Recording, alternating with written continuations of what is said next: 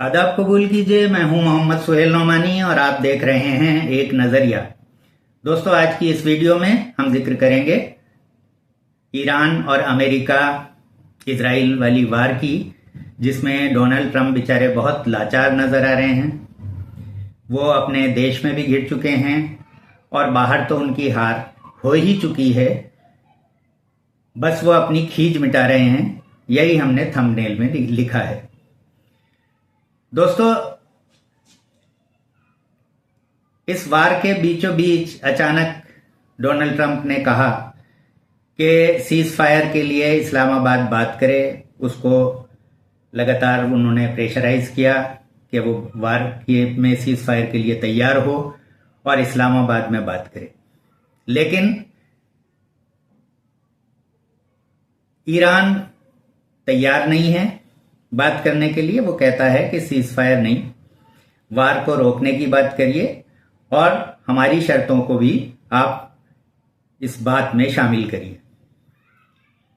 लेकिन Donald Trump का जो रवैया है वो ये है कि वो ये समझते हैं कि किसी तरह से मुझे थोड़ा सा समय मिले और कुछ धोखा छल कपट करके मैं एक ऐसा वार करूं ईरान के ऊपर और उसके बाद इज्जत के साथ फेस सेविंग कर लूं, जंग से बाहर निकल जाऊं।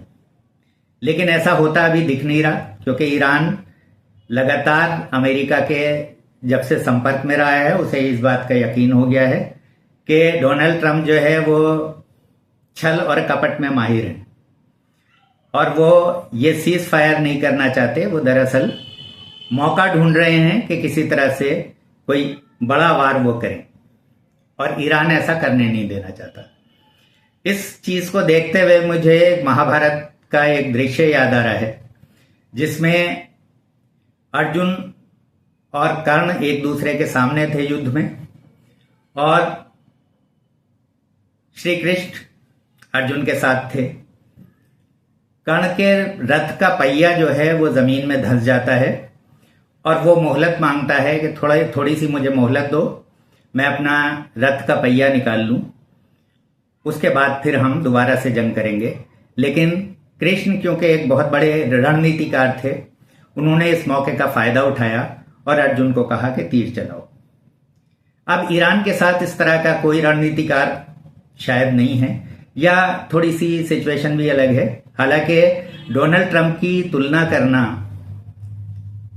कर्ण के साथ ये बेमानी होगा, क्योंकि कर्ण बहुत एक आदर्शवादी व्यक्ति था। उसने कभी भी छल और कपट से युद्ध जीतने की कोशिश नहीं की। उसने हमेशा अपने बाहुबल के ऊपर यकीन किया और उसने भले ही अपनी जान दे दी, लेकिन छल कपट नहीं किया। यहां डोनाल्ड ट्रंप बिल्कुल अलग तरह के व्यक्ति हैं। वो लगातार कोशिश कर रहे हैं, हर बार वो सीज फायर के नाम पर सीज फायर करते हैं। एक तरफ बात चल रही होती है, दूसरी तरफ से वो हमला कर देते हैं। लेकिन अब इस ट्रंप की इस रणनीति को बहुत अच्छी तरह से ईरान समझ चुका है और अब वो पूरी तरह से चौकस है कि अगर सीज फायर भी होगी तब भी वो बिल्कुल अपने आप को निश्चिंत नहीं बैठने वाला। वो लगातार इस बात के ऊपर ध्यान देगा कि डोनाल्ड ट्रंप जो है वो कोई इस तरह का काम ना कर पाए।